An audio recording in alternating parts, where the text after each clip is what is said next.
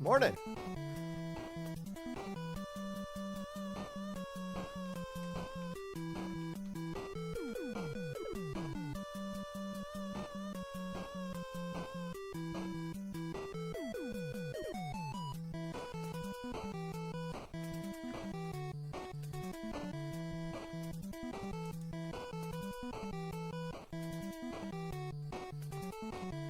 By the way, Keon.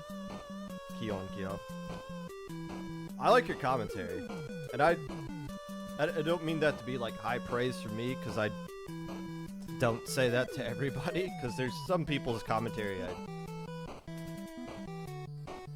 I genuinely don't listen to. But I like yours. I like hearing you. We should commentate sometime. Not anytime soon. I'm busy, but like, I like listening to you.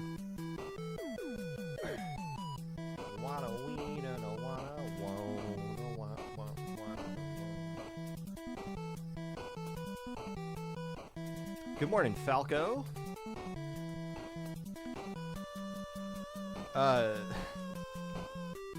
Falco, unfortunately, I couldn't look up the scores of the NFL game this past weekend, so I'm going to have to skip that during the weekly recap. I'll probably bring back NFL games next week.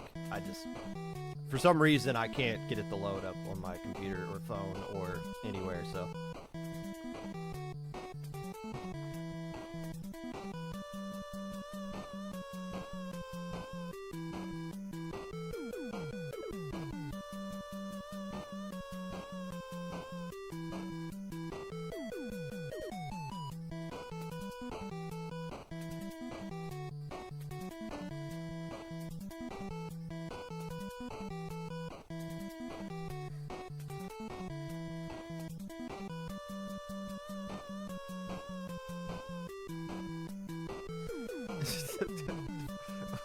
Are you sure that's true? I don't know what your source is for that, Falco. That doesn't sound right.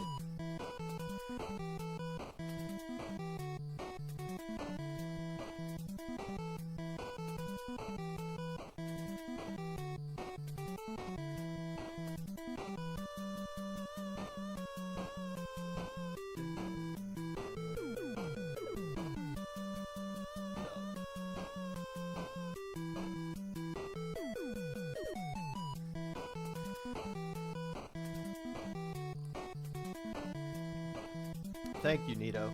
I have heard of that, actually.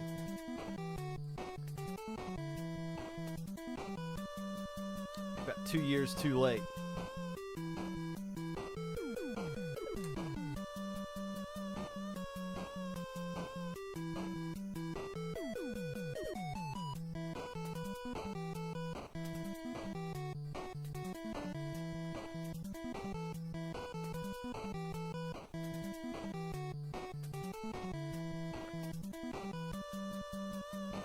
What was I doing?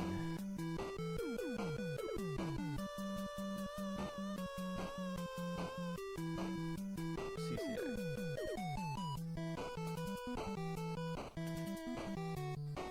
There it is.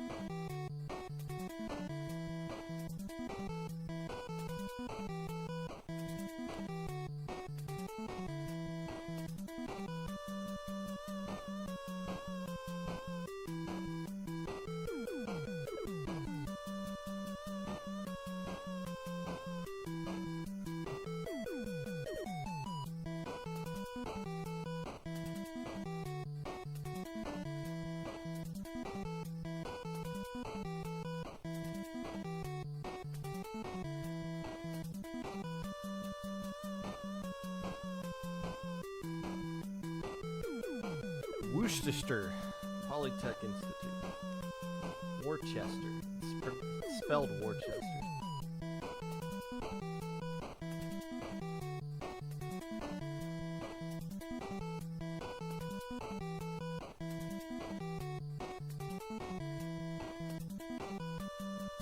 I don't care about them buffing Hydra. It's nice. I'll appreciate it. It'll help me in solo queue, but like, it's still mid at best. Even I'll admit that.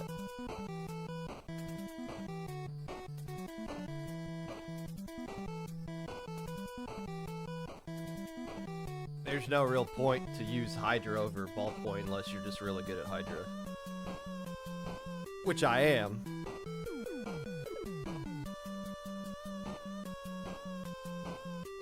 But if anyone's considering picking up Hydra because it's walks faster at this certain point or lasts longer, like, you don't understand Hydra. You're not gonna get it. It's not gonna make you better, I promise. Still nice though. I'll take it. I'd rather have a second kit, but you know.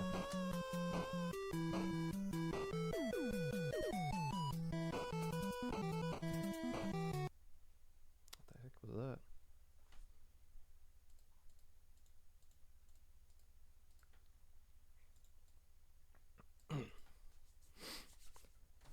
Hello, friends, and welcome back to the Popcast.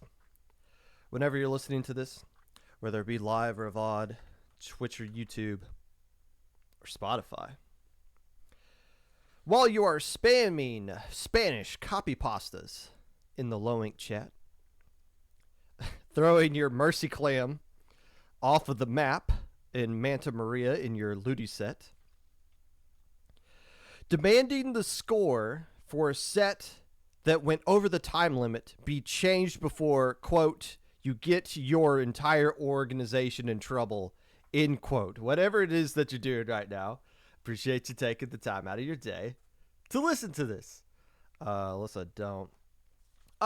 Look, it's, obviously, you don't want to take too many criticisms that people or strays that people kind of fling your way as a TO and just like immediately take it to Twitter and be like, this is TO abuse and you guys should never talk like this. Like, no, that's not what the situation is.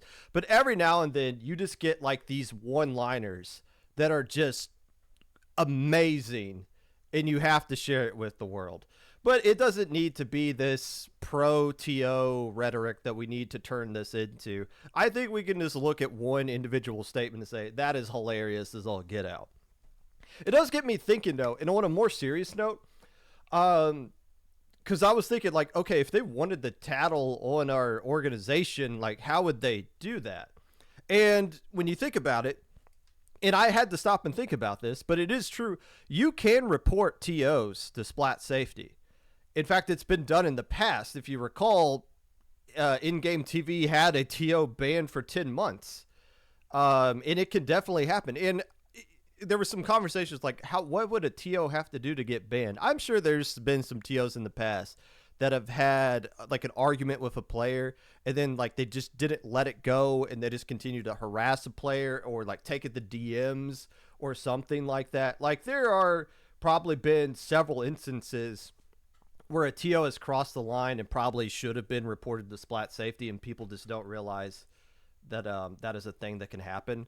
So that, I guess that's a good talking point to bring out of all of this. If you are legit so frustrated or an organization or a TO, there are safety measures in place to protect you from that, because it's not just to report players things, it's to report anyone in the community who's breaking some sort of rule of any kind. Now, reporting an entire organization, I don't, the Better Business Bureau might be your best shot at that. I don't know. That's I don't know about that one, but man, I don't really know what to say about that. Maybe just go to Hoenn or I don't know, go to 9 Hole Grains. He seems like a really nice guy. I'm sure he'll listen to you. Maybe not. I don't know. News of tournaments may be of interest to the casual listener of the podcast.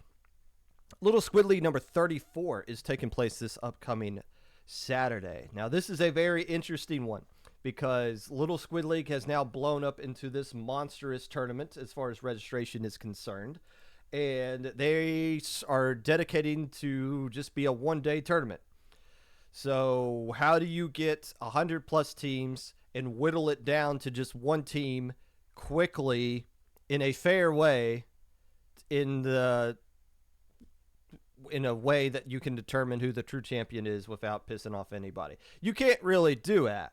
With the format they tried, they switched to these Swiss groups, but it created some of these situations where you could go 3-1 and miss gold bracket. And even when you get the gold bracket, it's basically best of three.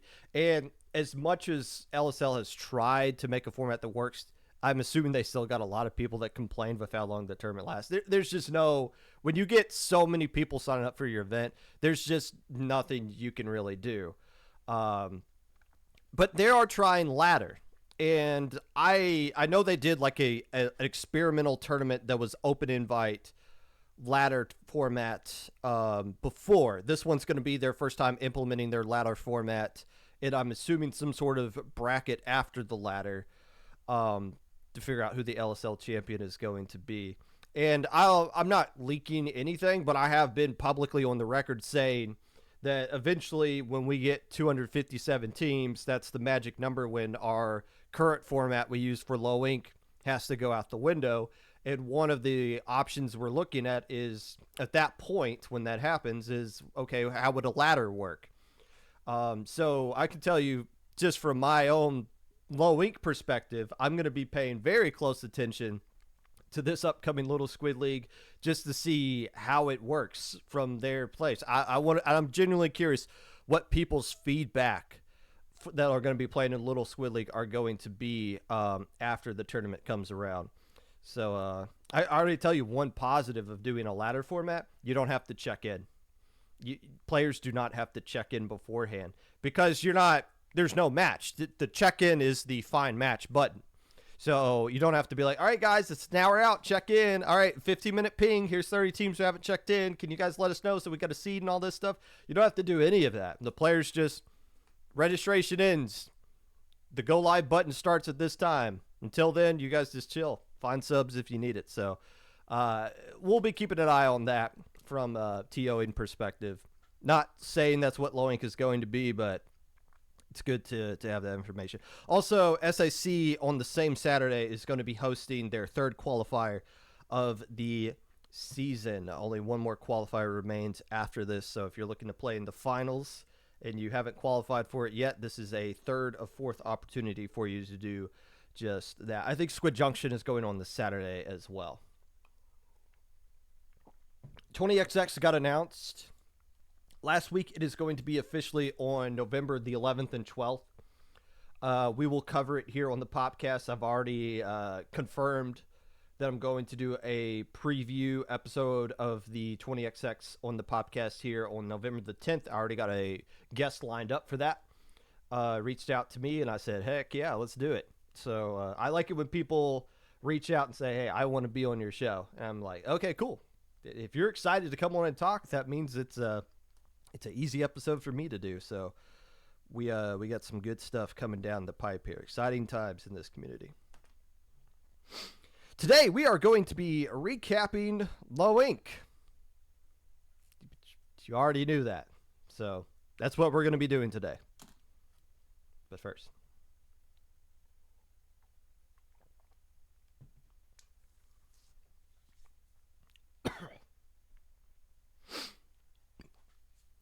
the reason Low Ink was this past weekend has to do with the fact that we don't have any LAN tournaments to go to. That's right. This past weekend was supposed to be Splatoon at Big House. Of course, that all fell through, and now the next event is going to be at Genesis. But I still liked watching the Big House anyways. I really enjoy watching competitive Smash Brothers. Melee in the morning or the afternoon, basically grand final or winners final started roughly about the time that Low Ink ended. I think they had about 55,000 people watching live on Twitch. I don't know if they streamed to YouTube or not. Later on, I decided I love Melee infinitely more than I love Ultimate because I grew up playing Melee, and I just think it's more of a fun game. Ultimate is, well, not as highly participated as far as viewership was concerned last night. I don't know if any of you watched the Ultimate stream. It didn't have 50,000 people watching it live. It had 10,000.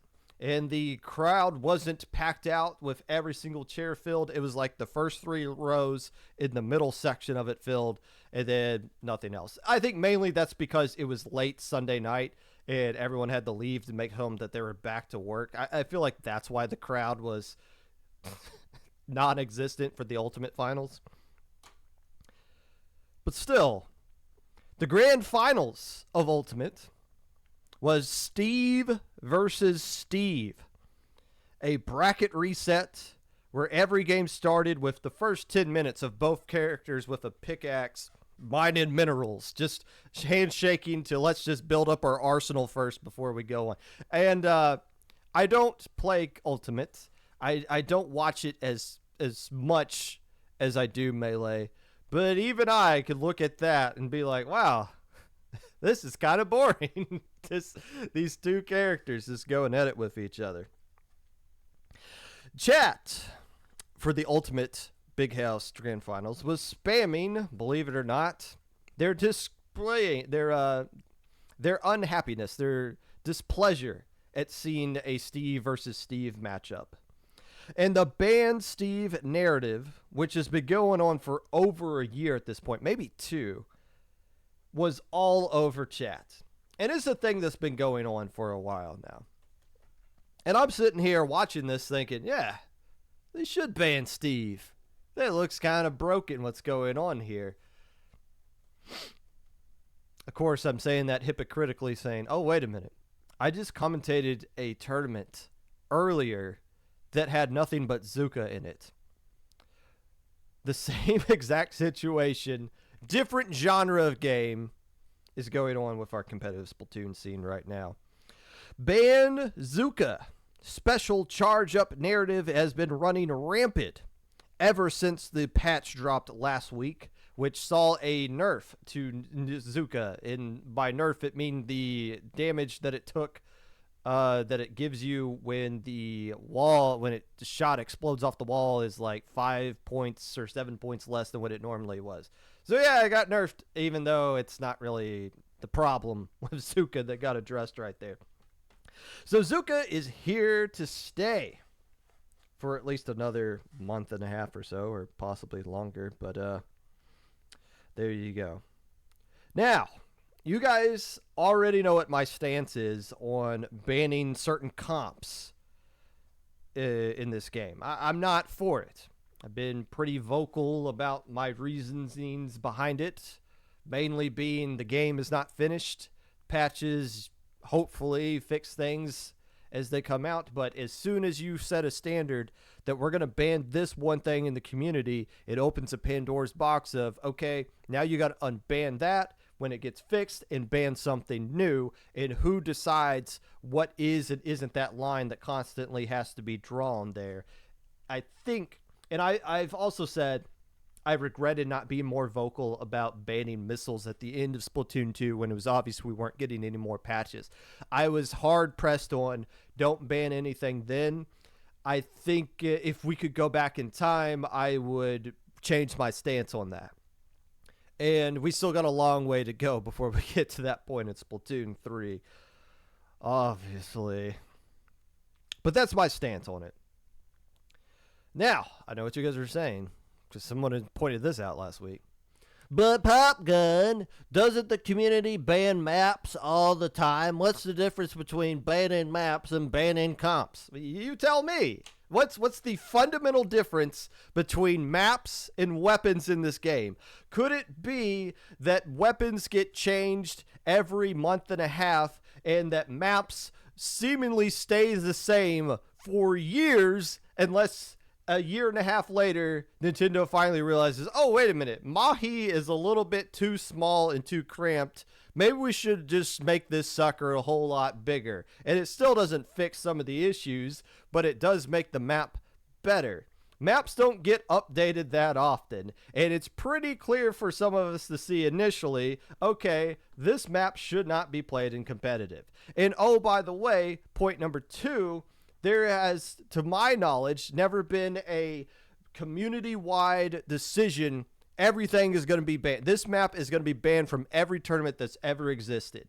Looty maps are a pure example. You guys have played in mini maps in Looty that you've never seen in any other tournament. There are tournaments where the whole gimmick is bad maps. And, well, when Brush is making the map pool, sometimes Wahoo Zones kind of creeps its way in there. So there's never been a official, these maps are gone forever, even though I think most of us can agree Hammerhead and other maps similar to Hammerhead should not be used at all. There's never been a community-wide decision that these maps should be gone from everything that exists, period.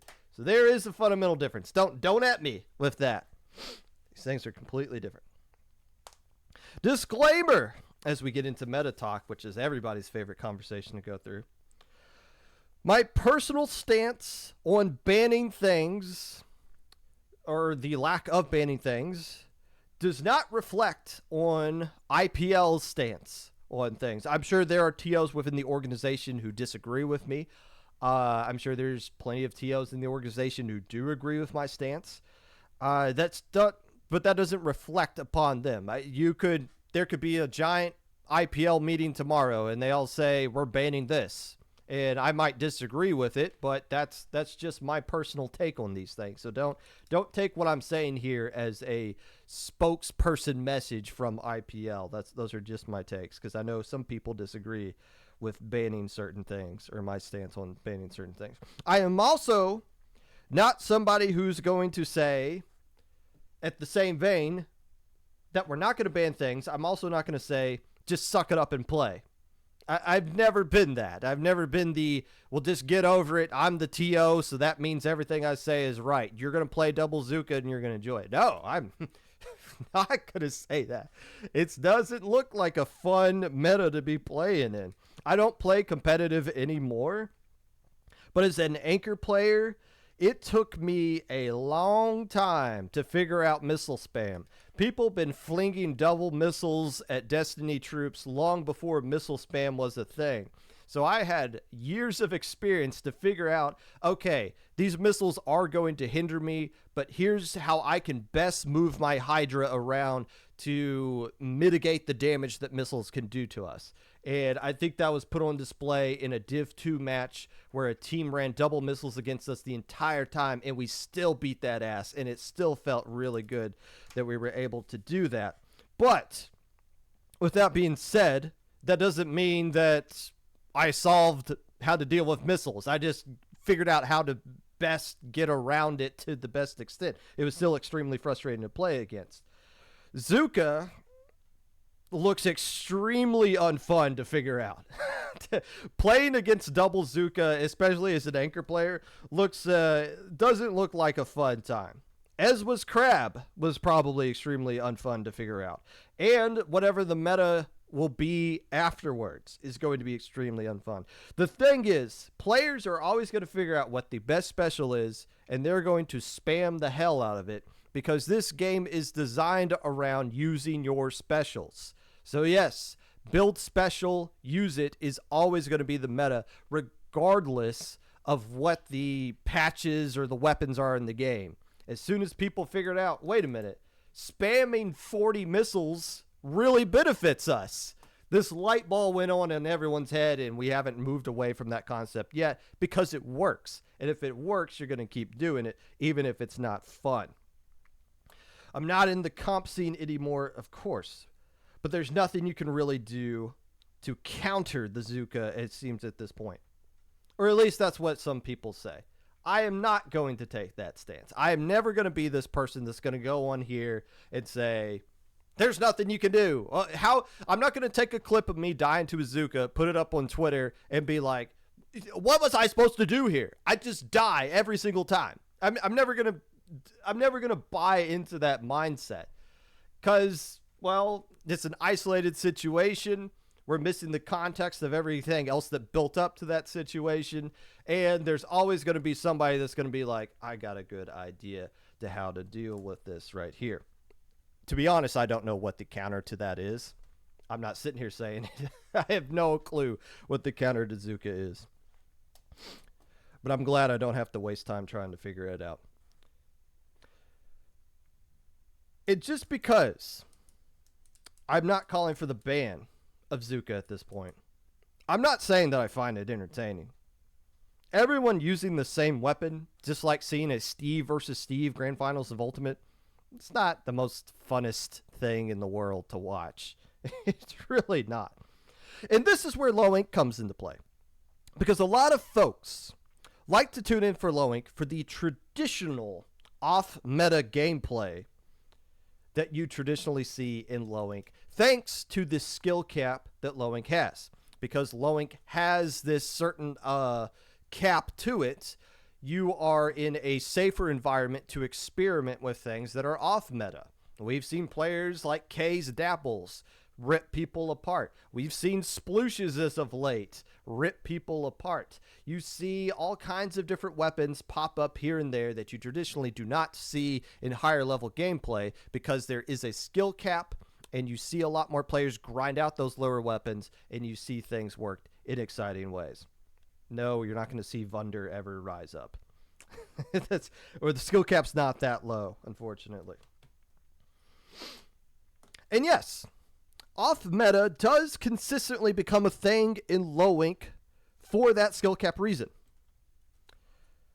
However, just because low ink is known for things going off-meta, it doesn't mean that it is the requirement. There's never been a rule that says that low ink teams cannot use the current meta. In fact, if we ever came up with that rule, we would be doing a disservice to the players that play in our event. If you played in low ink back in my era, you played on some of the worst maps imaginable. And the mindset behind the TOs at the time was, well, teams need to learn how to play on all these different maps that'll make them better. And then our mindset was, as the tournament went along, was like, well, what's the point of having a team play Moray Tower Clan Blitz if every team that's going to be on the next step that's practicing is working on maps that are actually used in competitive? You're like giving players a disadvantage by forcing them to play crappy maps when everybody else is practicing different maps. So low ink maps need to be in line with what all the other maps that you see in traditional tournaments, and the rules should stay the same. That's why we're never going to put a rule in place that says you can't use whatever the current meta is in low ink. We're not looking to hinder our players. But what you saw this past tournament, especially in Alpha Bracket, was a lot of teams using the Zuka meta. And of course, when anybody uses any weapon in low ink, people have a take about it that they want to spiel across the internet. Let me just ask you this. If you're looking to win a tournament, regardless of what the esport is, doesn't using the meta make sense? Like, doesn't using the optimal strategy to help you win make a lot of sense that you would want to do that? Now, you can't just pick up the meta, copy paste into someone else's, into what you're trying to do, and then it automatically works for you. You have to understand the concept of why the meta works. Whenever somebody says, oh, this is just a brain dead meta, anybody can win with this, that's factually not true. If anybody could win with the meta, we would see Starburst in Jackpot only win 50% of their matches in that point and be constantly upset by low-level teams. They're not, because there's obviously a whole lot more that goes into it than just using double Zuka. You have to understand the concepts of the game. Obviously, if you understand the meta, it gives you a little bit of an advantage, but it's not a automatic win like people are making it out to be.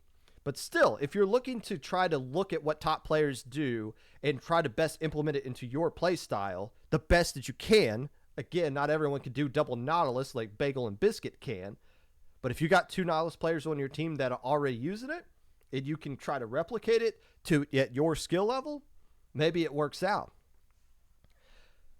But the meta is something that seems to make sense if you're looking to win games this time around, if you got the skill level to pull it off. Now, I will never understand why people have an issue with low-level running meta comps. I never understood that. Yeah, I get that you want to see non-meta things in low ink, but I saw people saying things on Twitter after watching a Ludi set of low-level teams. Why is low-level running this double Zuka? That's so cringe that low-level is running double Zuka. Somebody else said, why are low-ink teams... Who told low-ink teams what the meta was? Why are they doing that? But my question is, again, because... we have this mindset when it comes to low ink, especially back in April, when a team won low ink using a sploosh, the sploosh player just dominating the entire tournament. Somebody was saying, well, that sploosh isn't going to do well outside of low ink, so they don't need to be playing that anymore. Okay, so what you're saying is they need to use the meta.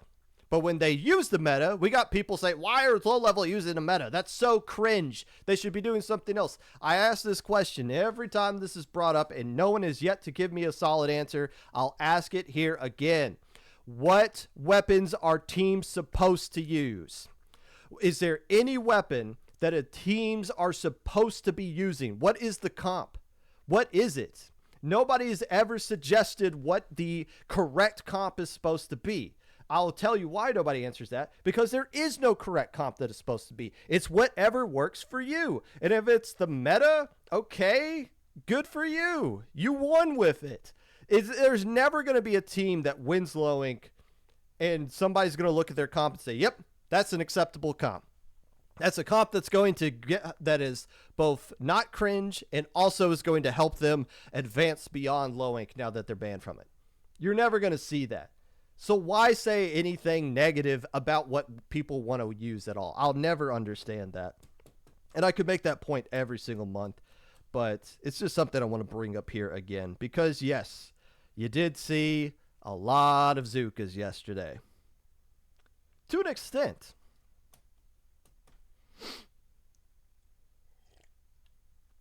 What you saw yesterday was a lot of variants of the meta.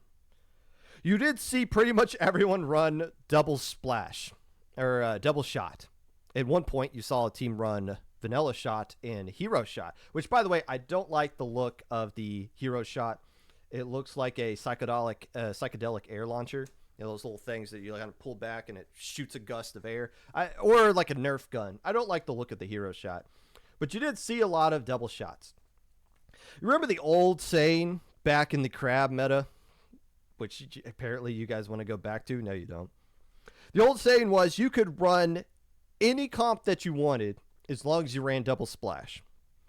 And that was highlighted by the fact that the team that won the Proving Grounds Region Rumble tournament from Texas, who ran double splash and big swig roller back before big swig roller got the buff that took it from being a basement weapon to a low tier weapon. And they won with it. Well, mainly because their players were just better than everybody else. But that was the narrative. As long as you got double splash, you can do anything. Well, low ink teams took this concept, applied it to double splatter shot, and really tried to stretch this concept as far as they could. So yes, pretty much everybody's ran double shots, or one team ran one shot and one Neo machine, so they still had the double Zuka. But mixed in with those, you had wipers, blasters, dread ringers, brush roller combos, sploosh, tri-stringer. You saw a lot of teams experimenting in different ways with those double shot things. Is it meta heavy that they're coming up with? Yes.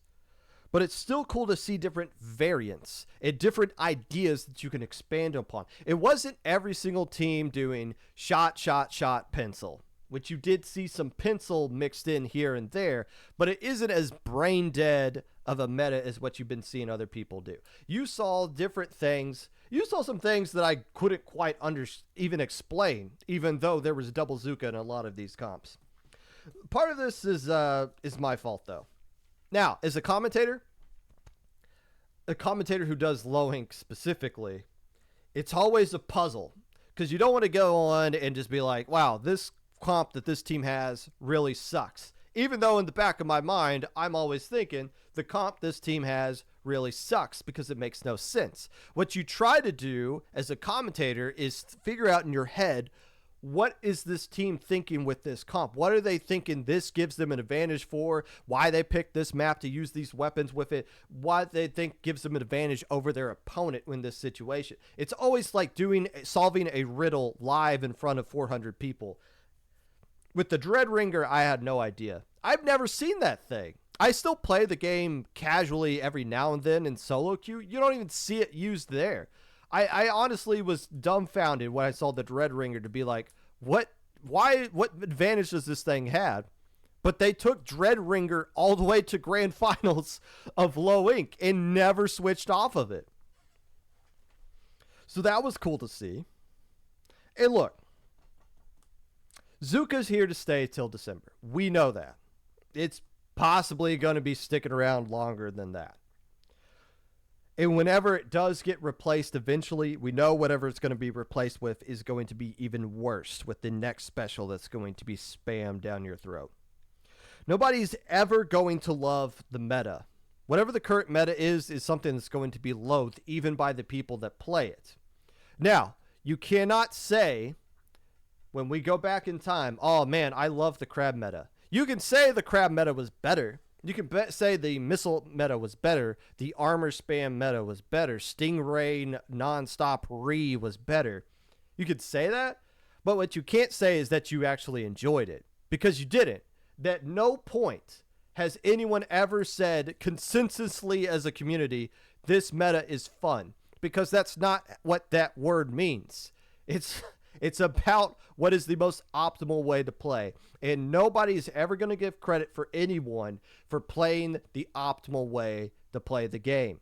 We always want to see something different, something creative, something cherry limeade-ish, something uwu-ish, something moonlight-ish, something last resort-ish. But we got to be okay with people doing a little bit of mix of both, which is what you saw in this past Low Ink. I know I've said a lot of things about I like and I don't like. I don't like it when people sit here and say that you can't complain about it. Oh, you don't like maps in this game? Shut up. You can't complain about it. You can't complain. If you guys are so tired of Zuka, I don't want to hear it. Don't say anything about it. Just play the game or don't play the game. No, let people vent. Let people get some frustration out. It's not... It doesn't have to be this shut down every conversation somebody has just because you don't like it when people are negative about things. It doesn't have to be sunshine and roses all the time. People should be allowed to vent about these kinds of things, even if you don't agree with it. And there's always ways to not see those kinds of things, and I completely get that. But even with the meta being present in Low Ink, here's what I always want to point down. It's not the comps. It's not the silly comps that you usually see in some of these tournaments. What makes Low Ink so special? Why do you guys always come back to Low Ink time and time again? It's the stories. It's the teams. It's the players. It's the storylines that are produced every single month that make this tournament so special, and why it's a tournament that teams that could find a way to get banned from it purposely dodge tournaments so they can continue to play in it forever and never actually win it. So let's continue that tradition of telling the stories of what happens in this wonderful tournament right here on the podcast.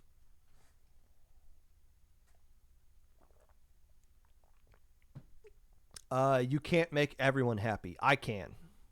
Just give me enough time. I could do that. Play Sploosh, no thanks.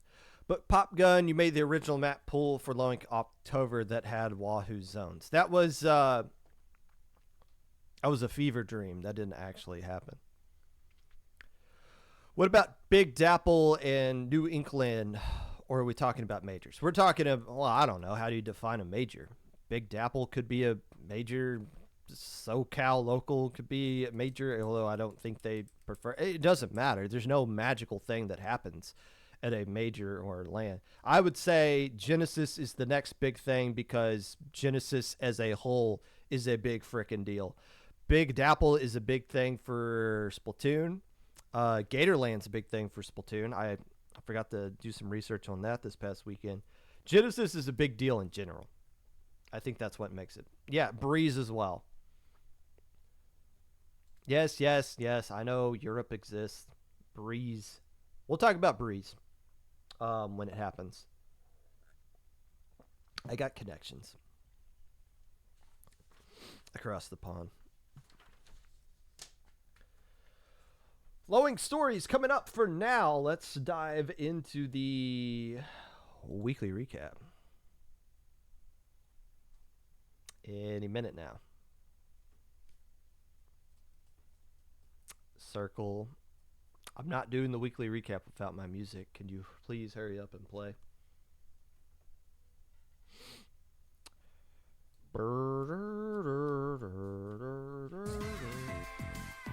No, that's not where we start. Come on. There we go.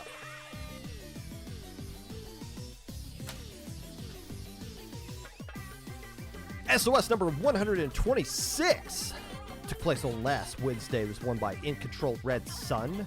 Cam Cheddar took second place in CJ Squad, rounds out your top three. Red Sun has been winning weeklies like it's their birthright.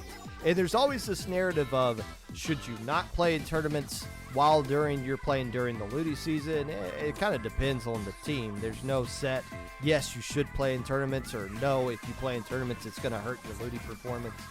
For Red Sun's case, they can play in every single tournament and still destroy their Ludi season. They're currently 3-0, dominating their DivX group.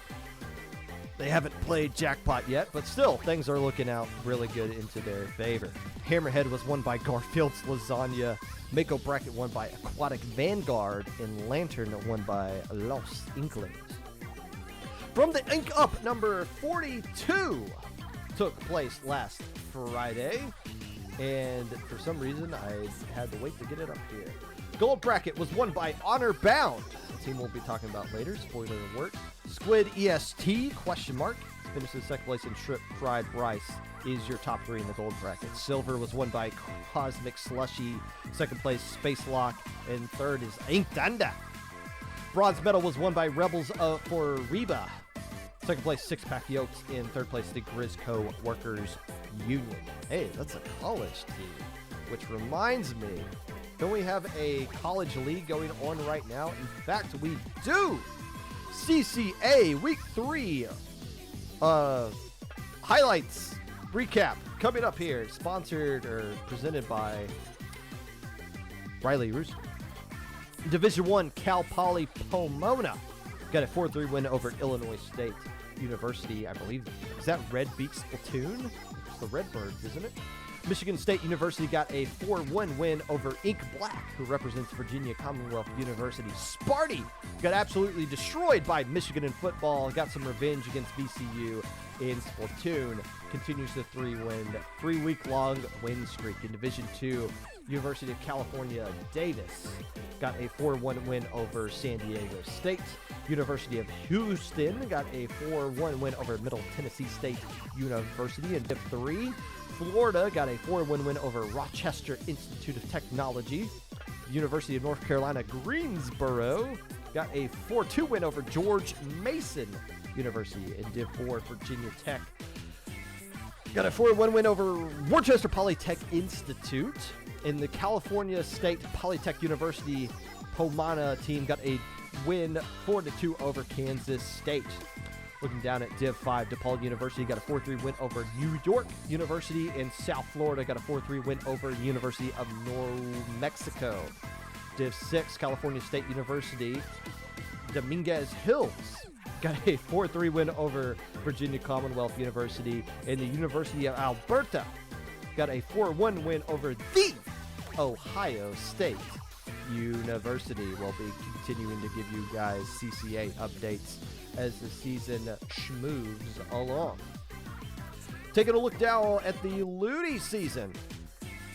In Div 6, Luminous got a 5-4 win over Arrows of Fire. Div 9, the Murder Hobos got a 5-4 win over Splat Season. Div 1, C Senior, 5-4 over Zenith. Div 5, Hydra got a 5-4 win over Overtime. I think we all saw that match. And in Div 3, Secret Elixir gets a 5-4 win over Inked. In the NFL, The Kansas City Chiefs got a 31-17 win over the Los Angeles Chargers. I think their offense is doing just fine.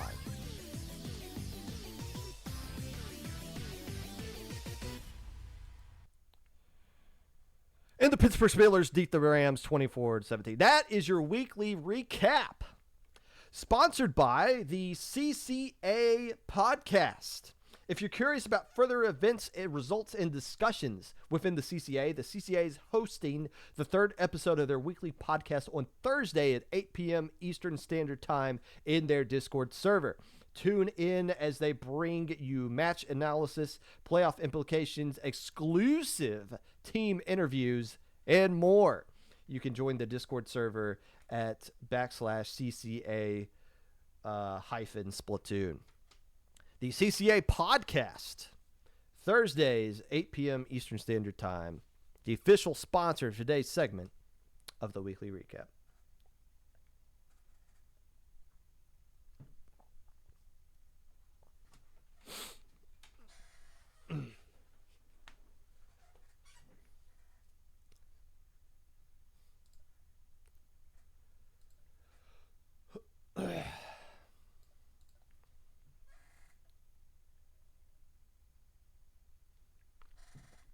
Triton, that is true, right? I didn't just spread off fake information.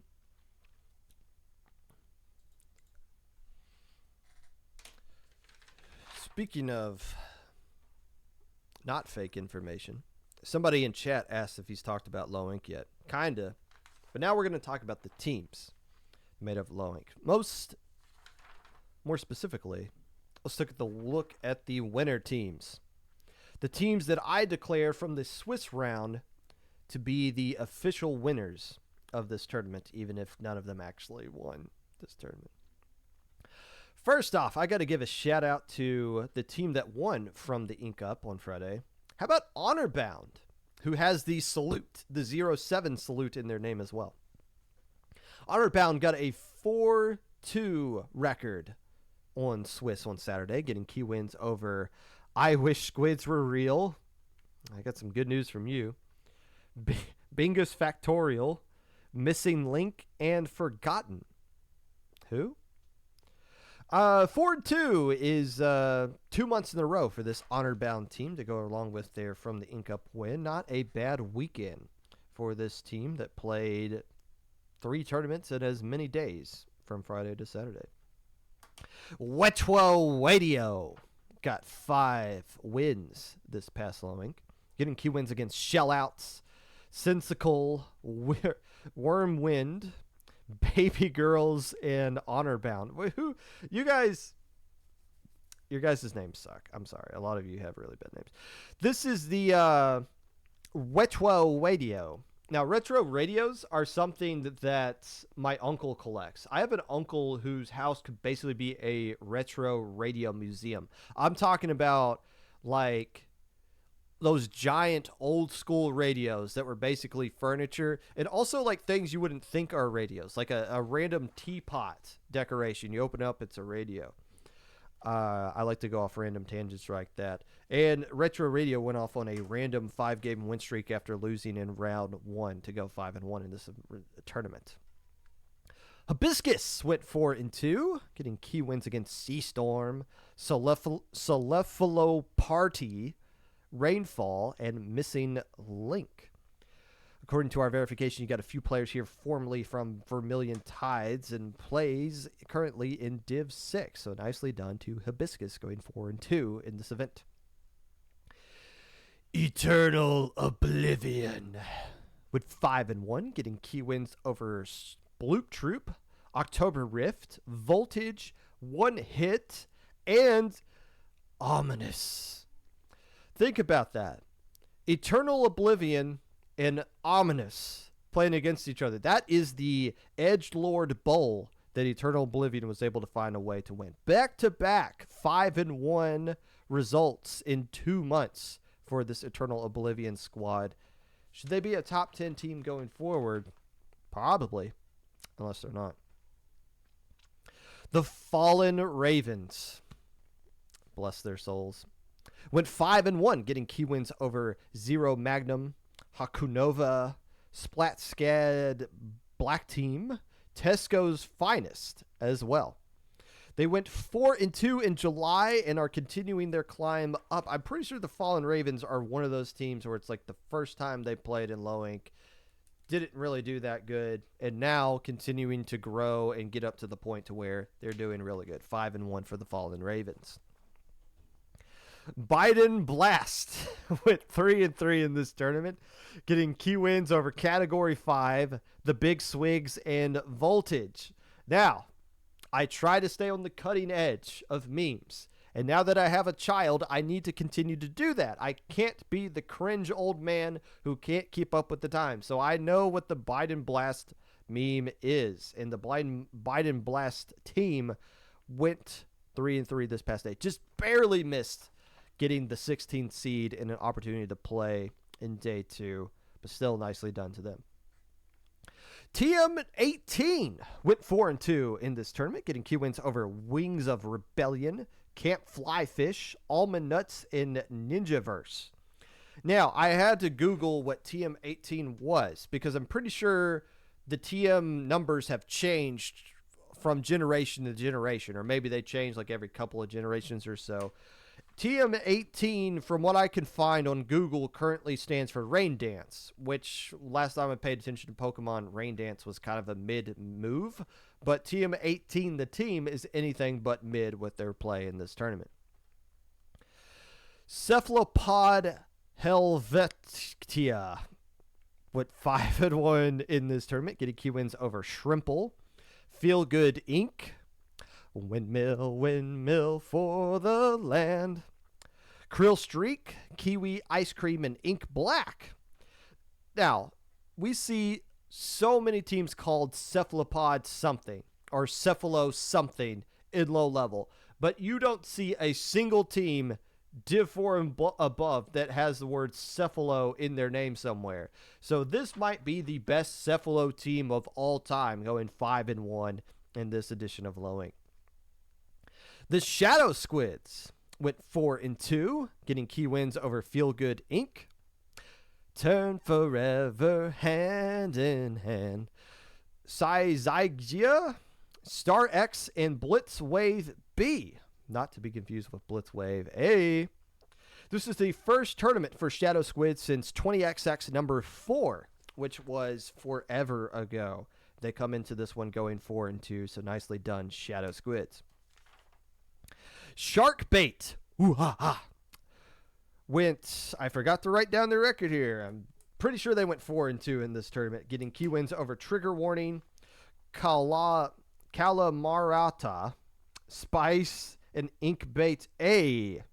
They went 3-3 in August, the last time they played, this time going 4-2, making their way into Delta Bracket. Nicely done, Shark Bait. Ooh, ha, ha. Pucker Up, Puffer Fish. Went 4-2 in this tournament as well, getting a win over Technicolor, Bankrupt, and Rainbow Inc.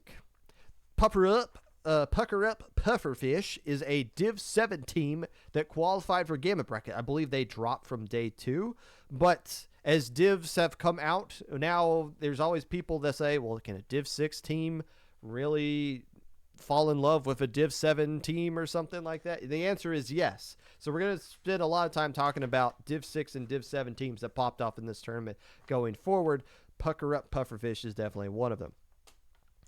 The biggest winner from the Saturday stage of this tournament goes out to a team that added me, or didn't really add me, but basically said on Twitter, we're going to do so good that Popgun has no choice but to talk about us. And as I was looking back over the teams that performed on Saturday, I was like, yep, this is the best team from that Saturday.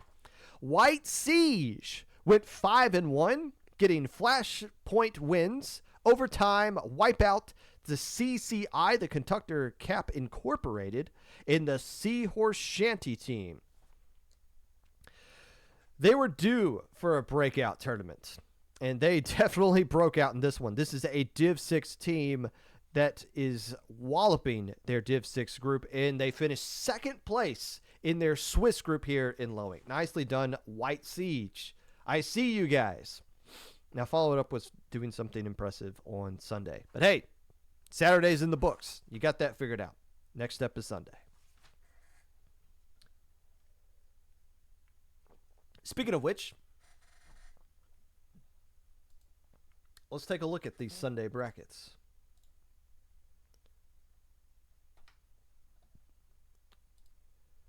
And we got to remember to full screen and zoom in. It's hard to see things on Battlefy sometimes. We're looking at Delta bracket here. No Epsilon, just barely missed the cut for teams necessary to create an Epsilon. It doesn't mean think anything less of this this Delta bracket here, which has some very interesting team names in it that I'm going to be talking about. First off, I want to give a shout out to Wipeout. Won a couple of matches on the winner's side before getting knocked down and winning a few more all the way to the third place match. Wipeout was a team that played in Little Squid League, and I talked about how the format makes it really hard to advance out of Little Squid League. Wipeout went 2-2 in the most recent Little Squid League, which wasn't even good enough to make silver bracket. Well, this time around, this Div 7 team got third place in Delta. Not too shabby of a performance by Wipeout.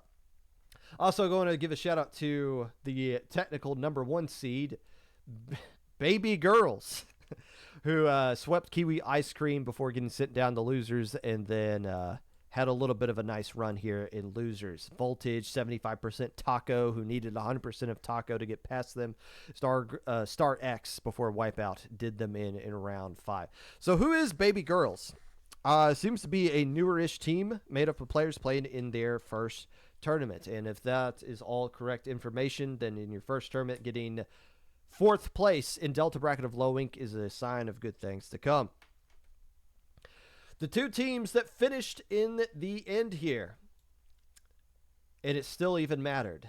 Blitzwave B, the team that won winners finals, got reverse swept and, got bracket reset and kind of knocked out here 6-1 to Valence. Not Valorant. Blitzwave B was in silver bracket of Little Squid League number 33. Now advancing from that to second place in Delta bracket. A nice little jump for them there. This seems to be a lot of teams that haven't done well in Little Squid League that find ways to be successful here in a tough Delta bracket that you might argue could be tougher than Little Squid League in some instances. Valence, is that the way it's pronounced? I'll go with you. If I'm saying it wrong, you can be the one who are taking the L for that when you get DMs on Twitter. So Valence is the team that won this whole tournament after losing to Blitzwave B. In fact, they didn't really have any trouble against anybody other than Blitzwave V, including the third place match. And once after they lost this Game 5 to Blitzwave B, they turned it on and said, nah, we're just going to close out this tournament and take care of business. So who is Valence? Well, you're going to have to get to know them if you're in Div 8 because they are currently crushing Div 8. They are 10-0 per games because they've only played 2 Ludi sets so far and they haven't dropped a single game. So, why are they in Div 8? Probably just didn't have results or didn't stick out enough of the other 96 teams there. But a good way to make a name for yourself is to win a bracket in Low Inc. and then follow it up by dominating a Little Squid League tournament, which they would have a good opportunity to do just that. So Valence, I see you down in Div 8. You might not be there for much longer. Is Popgun saying we're Div estimate this or that? No, that's not at all what we're saying.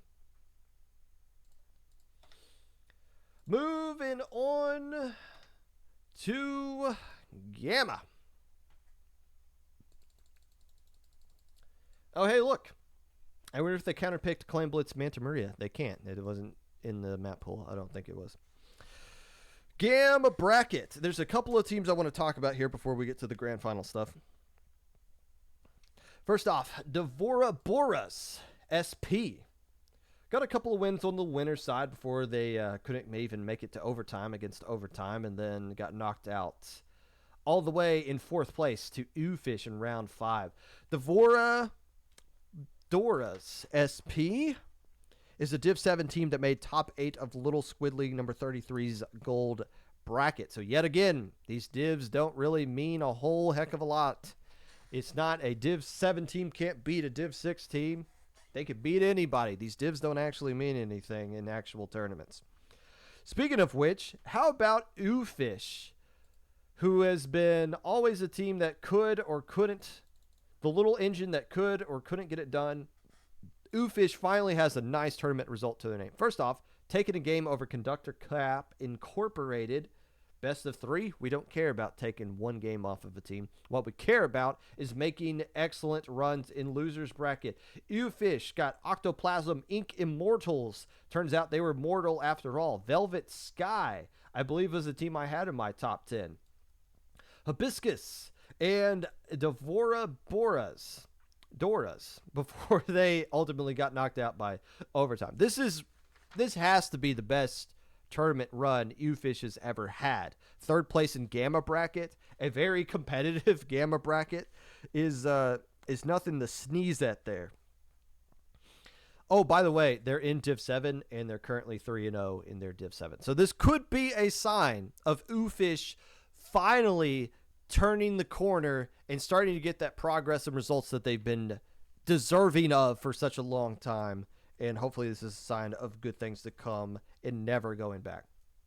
Lastly, a shout out to Almond Nuts, which is a delicious snack, who made another one of these teams made a good losers run as well. Scarlet Inc., Clam Fishers, Missing Link before Devora Doras knocked them out to 2-1 in round 4 of losers bracket.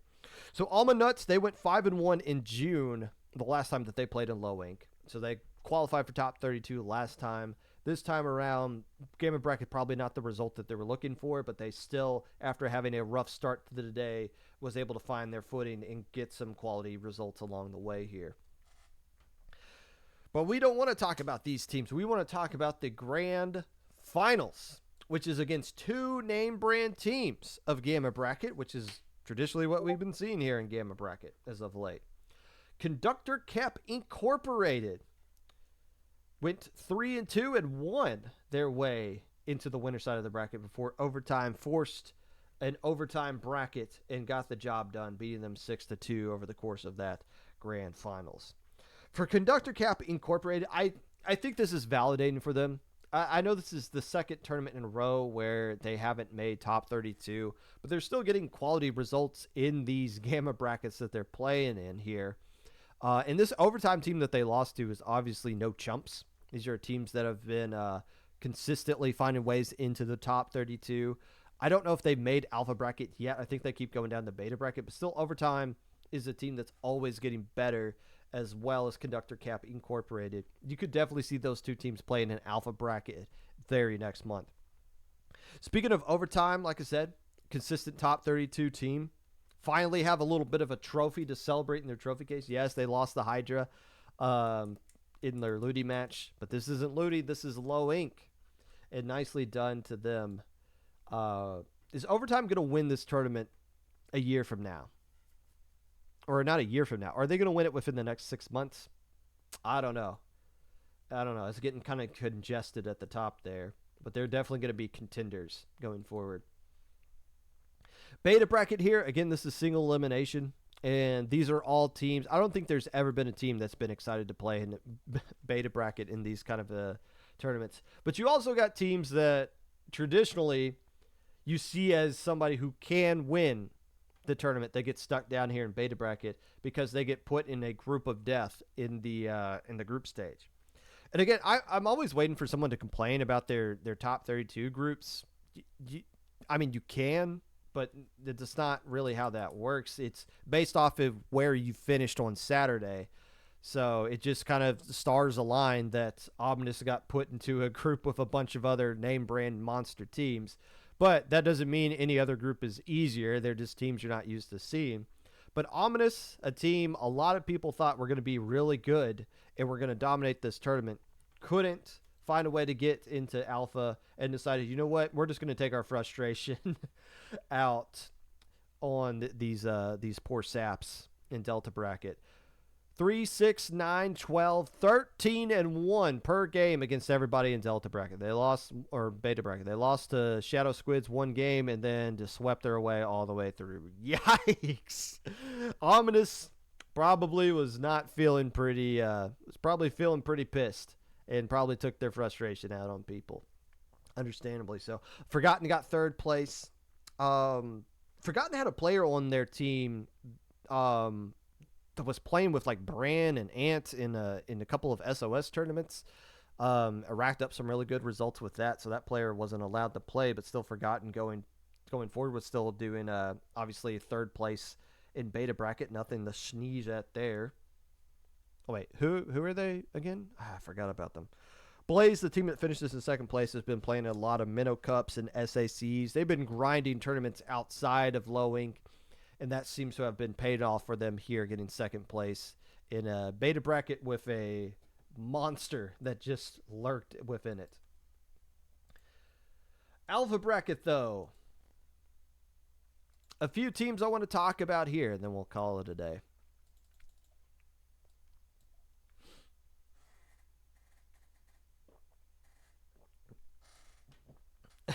Complain about your top 32 group channel.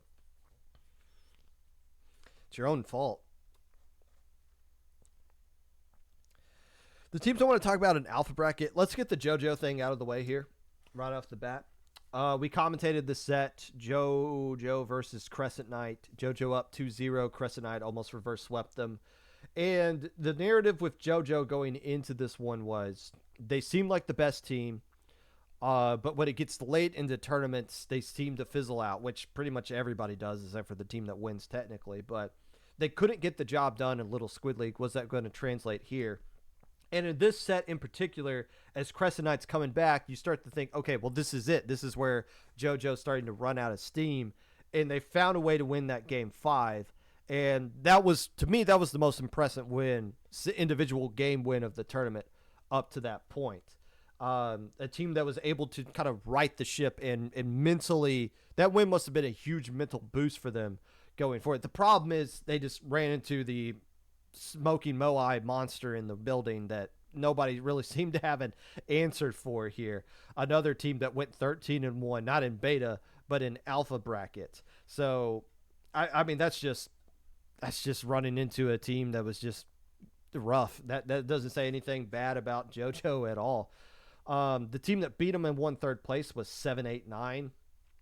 And these two teams saying them back to back, even though this was a great best of 5 set, it's probably the worst two team names you could come up with to play each other. 7-8-9, basically a pickup. I mean, they were fun to watch. They were doing a bunch of the meta, but they were still finding different ways to move around the meta. It was cool to see them play. But ultimately, Super Team 5, I guess, just wanted it more. But this third place match went to a best of 5. The third place match was more competitive than the grand finals match here. For Super Team 5, very strongly rated in the community poll. I had them pretty high up in my top 10 as well. They lived up to the hype. They went beyond the hype. I feel like they were a super team of the 5th variety, I guess you could say. We talked to their captain in the pre-show, or I don't know if it was the captain or not. We talked to one of their players in the pre-show, and they made a lot of interesting comments about teams banned from Low Ink. But if you weren't there, you don't get to hear it. You have to be there to hear these kinds of takes. But one thing that players said was they felt like they weren't the favorites to win this tournament. They felt like they were like top 3, but they weren't like number 2 or number 1. They played like a number 1 team throughout the entire tournament, and they did a fantastic job. Retro Radio, they swept them. Technically the number 1 seed, but I think they went 2-1 in their group. That's just where if you win group A, this is the seed that you get. That doesn't mean we think you're the number 1 team of everybody that's left. The narrative, and I haven't seen anybody, I haven't spent a lot of time on Twitter this past weekend, so I don't know if this is the narrative or not, but I thought the talking point was going to be how one of their players just dipped in game 2. I don't know if they had a storm come through and just lost power or whatever, but one of their players had to leave in game 2 of the set, and they brought in the Savage Wolf player who hadn't been playing to our knowledge, up to that point.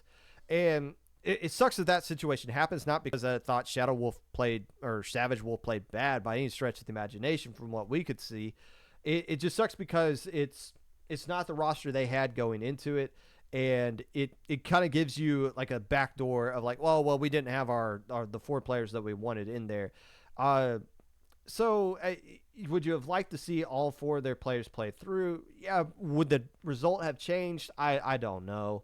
That first game was back and forth, but I don't think anybody was beating Smoking Moes that day.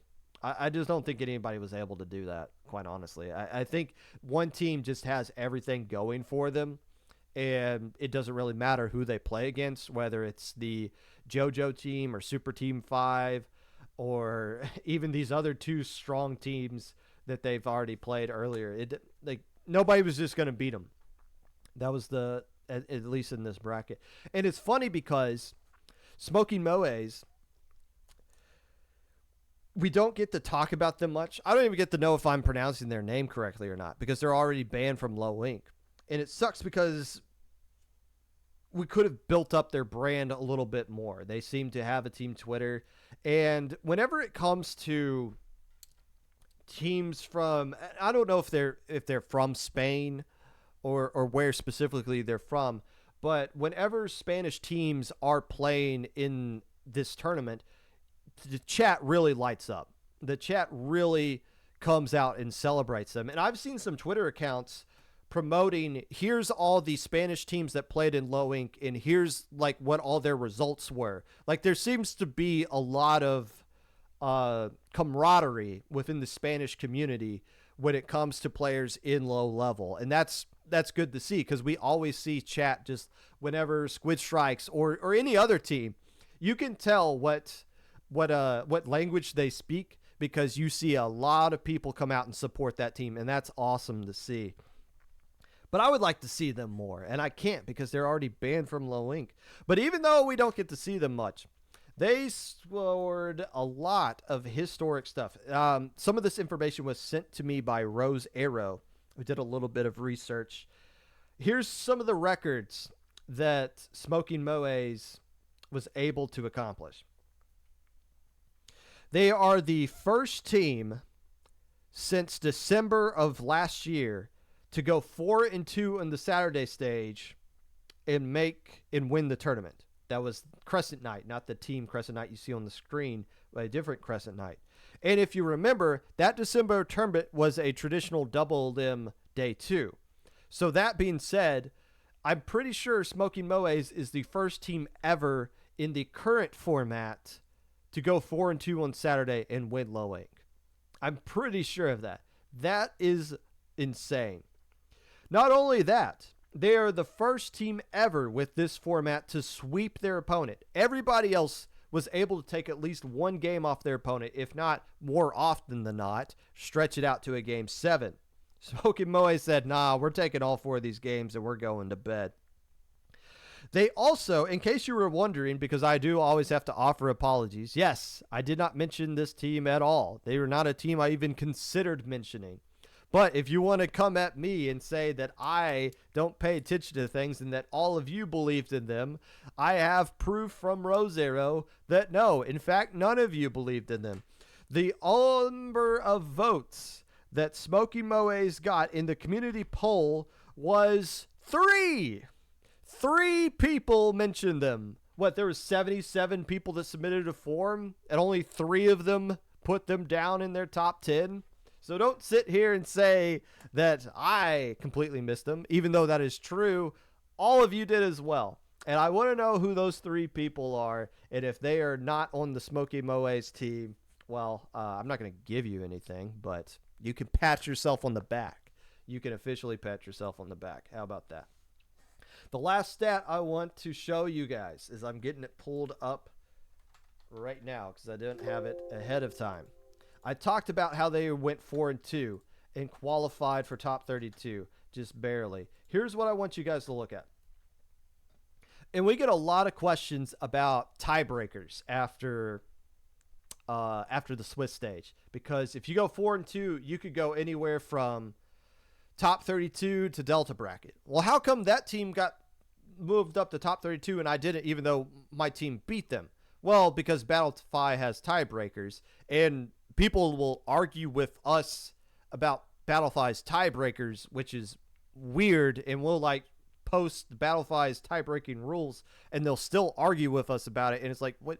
No, like Battlefy didn't just create these tiebreaker rules just for fun. Like they make sense and they're perfect tiebreaker rules for these kind of scenarios. But people will still argue with us about it. And we're like, no. But here is the razor thin margin that even allowed Smoking Moe's to be in top 32 and not in not in gamma bracket. You're looking at them right here, and I don't think there's any way for me to zoom in, so this might be as close as I can get it. But they're this number 8 team right here, which is the cutoff. Hibiscus is at number 9. Their first tiebreaker is opponent win percentage, which you see their personal win percentage is tied. Doesn't matter. It's their second one. Their first tiebreaker is opponent win percentage. 61.11 was theirs. The team below them, 61.05. They got in over Hibiscus because of an opponent win percentage of .06. That is crazy. That is so freaking crazy that's the team that just barely got in and they won the whole tournament. Not even just won it. They just dominated it. Again, level of dominance that we've never seen before in these kinds of tournaments. That is legendary, and that is going to go down in history of Low Ink. So that is why I'm happy that Smoking Moe's, even though we don't get to talk about them much, I'm always going to be able to reference them as the ultimate example of it doesn't matter what you do on Saturday. You can go 6-0 or 4-2. Just qualify, baby. Just get top 32 and you got a chance. And just because you went 6-0 and won all your games doesn't mean you're going to even make alpha bracket. Who are you on Sunday matters way more. What a story for them. And what a Low Ink all around. That being said, that is the end of today's segment of the Popcast. Rosero said the 3 weren't on Smoking Moe. I don't remember who they were off the top of my head. Well, there you go. Confirmation. It was somebody other than the teammates themselves who believed in that team. If you'd like to be a part of the podcast in any way, feel free to reach out to me at my socials in the middle, I guess not at below. The one thing that is not on there is my Blue Sky account. Feel free to follow me on Blue Sky. I was always skeptical of these other things that people are doing that are not Twitter because they make accounts and never go there. Blue Sky is actually kind of fun. I don't know if Blue Sky is actually going to become a thing, but if you want like Splatoon conversation that isn't annoying, Blue Sky, at least for now, is that. It's kind of a chill. It's the closest thing we have to a Splatoon forum that's not ridiculous. And that might change in the future, but I'm just normal old Pop Gun on Blue Sky. If you join it, hit me up. I think I want to invite. If you want to invite, I'll invite you. Shoot me the DM. First person to do so can have it. With that being said, make sure you guys get vaccinated. Stay safe. Wear a mask. Don't do anything stupid between now and then. Sign up for Little Squid League if you can, and give some feedback about how the ladder thing worked. Really interested in that.